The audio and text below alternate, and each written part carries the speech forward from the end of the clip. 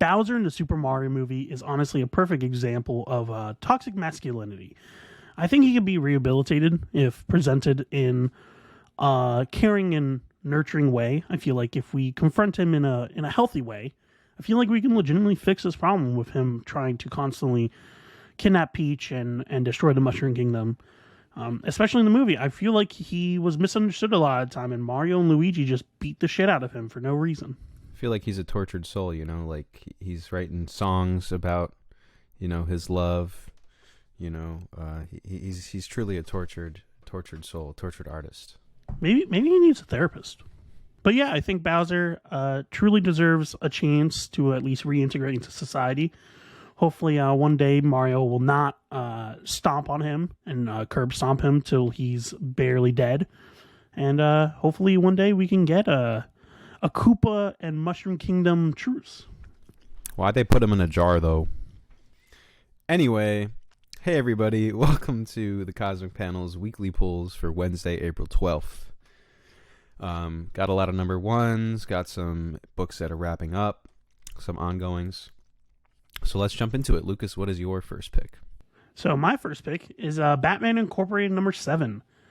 This is a newer entry that I have never entered before, but I am a huge fan of Professor Pig as a villain. I think he is one of the creepiest, most unsettling villains that Batman has, and he's rarely ever explored. And Batman Incorporated I caught up on it recently. Surprisingly good. Ghostmaker's such a compelling character, actually. He feels like Batman, but early on Batman before he got his Robin, so he feels very cold and callous. Cool. And so it's kind of interesting to see him slowly build into the fact that he doesn't need to be like that with his team. But yeah, Batman Incorporated has been great. Professor Pig basically is on a rampage. He's kidnapped Killer Croc. He's kidnapped Clayface. He's kidnapped Mr. Freeze because someone stole his mother. And when I say his mother, I mean the fucking remains of his mother that he turned into a doll. So incredibly creepy. You know how people mourn their lost ones. Yeah, exactly. Normal way. But yeah, it's really creepy. It's inside an Iron Maiden looking thing. Mm-hmm. So it's legitimately just terrifying to the nth degree. And it's like, God, if I were to die and my kid would do that to me, I would come back to life and just smack the shit out of him. But yeah, awesome series so far, and I've been enjoying it. Sweet. All right. First up for me, I got a number 1. I got Guardians of the Galaxy number 1. This is a exciting book. I'm happy to see a new Guardians book back on the shelves. It's been a while. The last one was a brief but good Al Ewing run. Lucas, you never read that, you said? No, I never okay. did. It's been a minute since I read an actual consistent Guardians of the Galaxy book. Last time I did was Venom, Space Knight. Yeah. I love this art on the cover, and it's so good. I'm hoping that the art inside is as compelling. Let's see, who is the... Kev Walker, apparently, is the main artist. Oh, okay, Kev Walker. Okay, yeah, no, I definitely read his stuff. He's, let's see... Shadowland, Avengers Arena. Alright, he's solid. Yeah. So I like this. Looks like kind of like me a grittier art style for Guardians, which is cool. Very Cowboy Bebop vibes from the cover. True. Old Western. Yeah. Kind of love it though. I would love a poster of this. This legitimately makes me legitimately interested. But also, another thing I want to point out: these are the writers of Captain America: Sentinel of Liberty. Oh, okay. So the same thing, and this is the artist for Predator. I just realized that. Right. So, yeah. Right. Okay, good. So I have high hopes for this. The cast seems to be reflecting the lineup in the movie, which is all right. Hopefully, they don't just make it a movie catering book. But yeah, high hopes for this book, and excited that there's a new Guardians book. Also, that cowboy hat on Peter Quill kind of goes hard. I'm not gonna lie. Yeah, I kind of like it. Also, question. Last time we saw Gamora, she had killed Thanos, and Infinity Warps had happened. Yeah. Why is she back on the team? Yeah, Like, this will what be interesting happened? to see. And everyone has very different looks in general on the cover, so that'll be interesting. Yeah, I wonder how long of a time jump it's been since the last time they were together. Yeah. Next up for me is Danger Street number 5. We have Manhunter fighting against freaking Orion, bro. Oh yeah. What the fuck? Hell yeah. This went from 0 to 100 so quickly, and I'm loving it. Yep. This is just so fun. Orion is a great character. They're writing him so well. All the new gods are being written really well. I think Tom King has such a great handle, especially after Mr. Miracle on them. I wish he would just do a new gods book, honestly. Facts. Like this just makes me want a new gods book more than anything, like an ongoing new gods book. With like some trippy, bro. Imagine if we got Doctor Strange Falls Sunrise, the artist for that, and Tom King writing. Tradmore, Tom King. Yeah, dope. Tradmore, Tom King would go so hard. That'd be fire. So hard for new gods, bro. Yeah. Now that's my dream casting for a book. But anyway, I'm really liking this. Lady Cop is on the case, but one of the kids found out who the killer is. I forget his name because I'm mostly I don't know what's his name. Michael Thomas. The kids? No, Michael Tom. Oh, Starman. So he also goes by the name Starman. Yeah, so Starman and Travis, the night guy, are basically Warlord? Yeah, Warlord. These are two characters I don't really know. So, okay. But yeah, no, it's interesting to see them trying to save this kid, like try to bring him back to life. I think it's gonna go awful. I think it's gonna go absolutely wrong, and I think what they're going to find out is that Orion is looking for the kid after he's resurrected or something, because he's going to be able to host the energies of like Atlas or some shit. Yeah. Also, honorary, just want to mention the variant covers this week. Manhunter's sick, but also, did you see the Tom King April Fools? Oh, yeah. The freaking... It's a good one. Oh my god, the Tom King April Fool's ones is so funny. Police hat. He had to put a fucking arrow for it. Yeah. Danger. I just love the huge danger, yeah. He wrote, I'm sorry. Yeah. Oh my god, it's so funny. It's good. I love his jackal though. His creeper? I mean creeper, yeah, sorry. Yeah. I always confuse jackal and creeper for some reason. They're like very similar in like build. Yeah, no, very much so. All right, next up for me, I got Carnage number 12.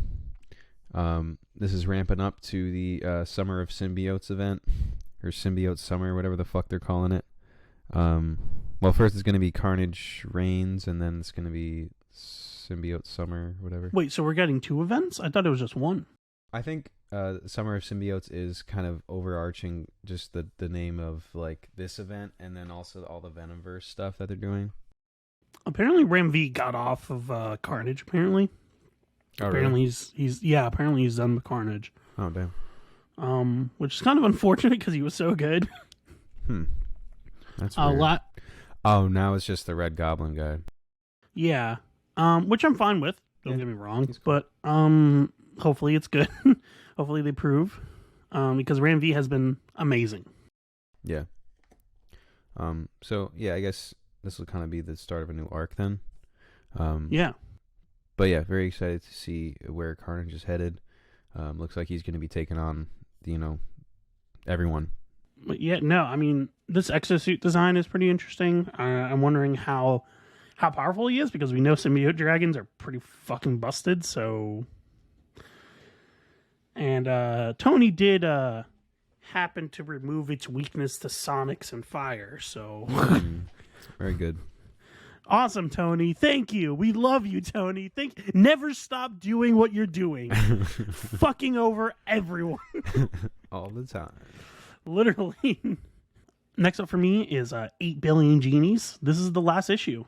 Yeah, this one is 8 million years in the future. What?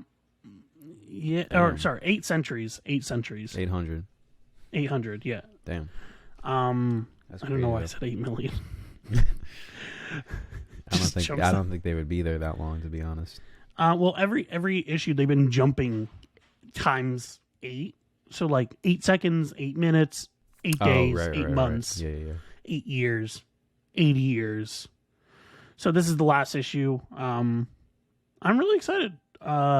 We obviously all the main characters that we know are dead. We had basically the climax of the actual fight last issue. It resulted in most of our cast dying, but them being able to live out their lives now. So now I'm just interested to see how the world is going to get back to normal. And we know this is a cyclical thing, so we know this is a cycle. We know that the last genie becomes the bartender in the next world, and that's their gift, is that they get to live to see the next cycle. So I'm wondering what's going to happen. What's going to be the last wish, and who's going to get it?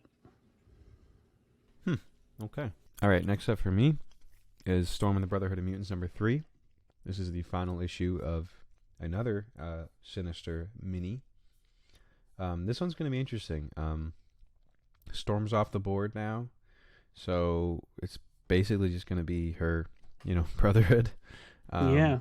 But I don't know what they're going to do in retaliation to Sinister, because I feel like Immoral did a lot to kind of set up the final stages of the Omega.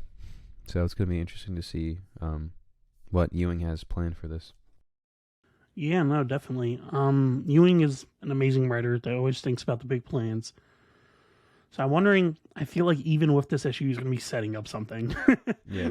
like for when he comes back to X-Men Red. So keep an eye out always. I mean, he's been doing an amazing job of setting up the freaking Beyonders and all that shit, but we can talk about that on a later date when we cover Venom. Yeah. But I think this is very interesting because last week we pointed out that the covers always reveal, the covers aren't really misleading. Right. So I'm wondering, they're reflective of what's inside. Exactly. So I'm wondering, is Storm going to come back like fully? Did they find out a way to clone her without the Sinister influence, or is she going to come back spiritually? Because we do know she is magic related. She is magic adjacent. So it says that she comes back to life. So I'm wondering what's up with that. And after the last issue of Immoral X-Men, this world's fucked. Yeah. I think it might be a little more metaphorical, I guess, because it's like her over her citizens or her subjects or whatever you want to call it. But well, it literally says bringing a long lost legend back to life. Oh, on the summary. Cool synopsis, guys. All right, just tell us what happens. So then Sinister. It really just says all that in the description. Like, Lucas didn't just come up with that. Like, we just read that off the League site. Like, that's there. Anywho, what's up next for you? Next up is Radiant Black #23. I need to read this summary because this is so funny. Okay. One giant robot? No problem. All the Radiants working together took it down easily. So what if there was more than one coming? What's that? Look at the cover? Why would I? Oh. Oh, no. That's good. It's just... And the name of the issue is just More Giant Robots. Oh, wow. So this is the invasion. This is actually the beginning of the major arc. Okay. These robots are fucking kaiju-sized, right. And Radiants are the only ones really fighting against. Maybe we might get a cameo of Rogue Sun, but, like, that's about it. But yeah, I don't know what they're gonna do. These guys absorb their powers. Also, these guys are really fucking tough, and it took the entire team just to beat one of them. So, damn. An entire like army's worth of them. They're fucked. Just gonna say it straight up. They're fucked. Yeah. Wow. I actually expect them to lose, especially because we see them lose in the future, because Radiant Yellow can see the future, and during his specific issue, we got to see. His issue was really cool. It was 3 different panel rows, and each one was a different time. One in the past, one in the present, and one in the future. Because that's how he experiences time. He experiences it like all at once. and so we got to see the future, and we got to see that like it's a desolate wasteland, and we got to see some of the robots. So Okay. I'm guessing they're technically not supposed to win, but Radiant Yellow is going to come in handy since he can see the future. Word. This we didn't get in the shop, unfortunately, but Dark Really? Ride number 5 is my next pull. Yeah, it's a bit odd because we have the other issues. But yeah, this has been a few months since we got the last one. Let's see how many. January? Jesus Christ. Yeah, no, it's been a minute. That's scary, actually. You didn't 'Cause realize. I how remember much- reading issue 4 and being like, "Oh man, it's all the Well, way in April." Well, you read it. You read it. Did you read it at the end? I read it came out? when 4 came out because I think Okay. 4 was on your list or some shit. Like Yeah. that. Yeah. But yeah, finally back. This has been a really fun series. Art's been fantastic. It's genuinely a very eerie book.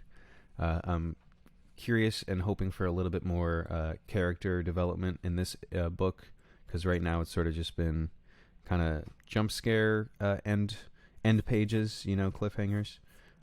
Yeah, I want more Dante. Yeah, hoping for a little more character focus in this issue. But yeah, very Yeah, I want to excited see for it. more of the family. Yeah. So my final pick is Chroma number 4. Yeah. What? This is the finale. What? Yeah, this is the finale. It's just 4 the issues. Fucking what the fuck? Damn. Well, yeah. Why do you? What I didn't Yeah, realize this- it was over already. Yeah, no. Chroma has been amazing. Yep. I mean, the art is fucking insane. The writing is insane. The fact that's all done by one guy is actually mind blowing. Lorenzo De Felici. Yeah, basically. But I loved last issue. I love the realization that she can control the lizards with the symbol cut on her forehead because her heterochromia makes her look like one of the lizards with the 3 eyes. Yeah. I didn't get it at first. It was like it took me a second to understand what was happening, which was cool. I loved it. It's one of those things where it's like show don't tell, but I kind of love that because like they could have easily been like, and then at that moment she realized she could control the. It was like no, it was like you kind of realize with her. You're like, oh, like, and I love how expressive the body language in each of these like panels are. The art is amazing. Were you surprised by the twist at the first issue though? When the kid just died. Oh, the kid just died. Yeah, that was fucking brutal. That it was insane, right? Yeah. But I also love whenever you see blood, it's just so shocking Right. because it lures you in with like the gray color. You kind of get used to it, and then they kill off someone, and you're like, "Whoa, this is like." You literally feel like them. You're like, "Wow, this is too much color." Yeah. Yeah. But yeah, no, this series has been amazing. Hopefully, they get a continuation. I mean, Hope so. I would love to see Chroma basically kill everyone in the fucking city. Fuck all of them. They all deserve to die. And hopefully she gets to live with the lizards and they can eat pineapples together. I don't know. Unless they whatever go, fruit they have like, there. Unless they get a lot into this one issue, which I think they might. It might not just be a meeting with her dad. Then yeah, I hope they get more time. Yeah, I mean, it says Chroma will give them war. So, Okay. and this cover, there's some bloody handprints on the noses that imply that lizard just got some snacks. Yeah.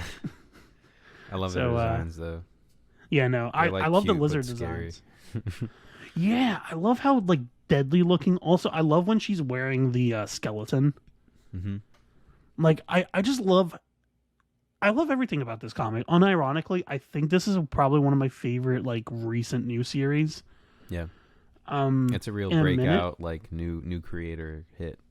Yeah, like I'm just from the art to the writing to everything. This for me is the equivalent of like do a power bomb, like in just like pure like talent just on display. Like Right. the fact that he's just doing this completely by himself is mind boggling. Yeah.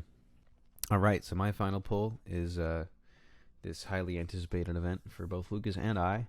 It's Captain America Cold War Alpha number 1. This is a big arc starting right here. Very excited to get more into the Outer Circles plans and now Nomad has reunited with his dad, which has been a long time since they've seen each other. So Like 2007, which is insane. yeah, right. So yeah, very excited to see how this kicks off the event. Yeah, I mean, you read the most recent Cap issue. Yeah.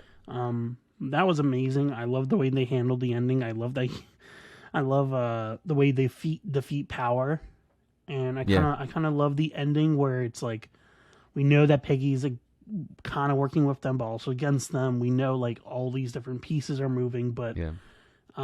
we don't know what's going to happen next. And then Ian appears, and now we're like, oh, where do we go from here? Yeah. I also love that Sharon moves in with Steve. Yeah, like, that's nice.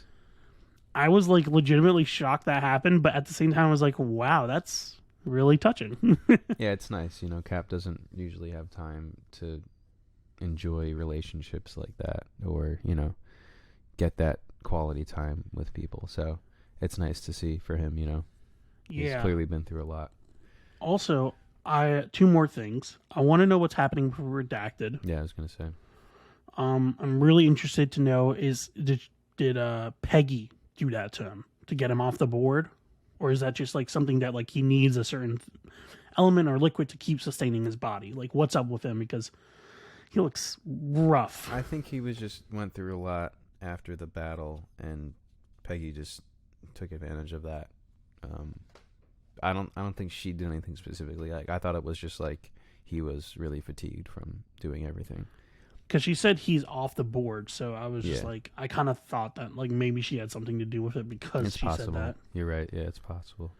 Like, oh man, I gave some cyanide in his tea or some shit.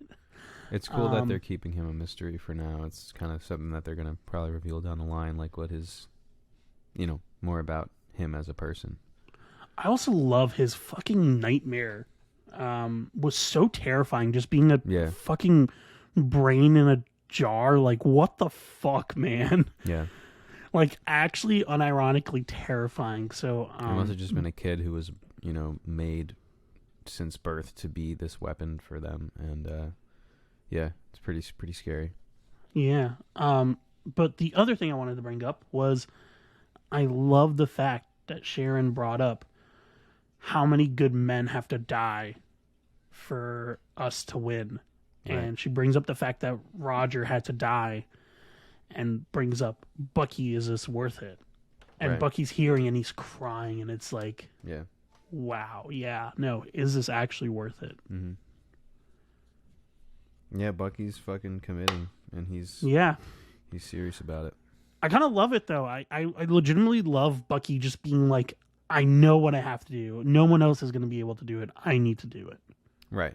It makes sense. Like, I understand, and they've done a good job of portraying how much torture has built up for, you know, him as the Winter Soldier and all the stuff he's done.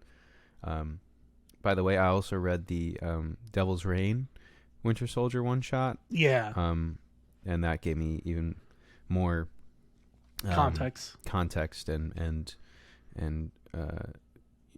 insight into Bucky's head about this whole arc that he's going through right now. So yeah, it's honestly insane just how much development he's gotten.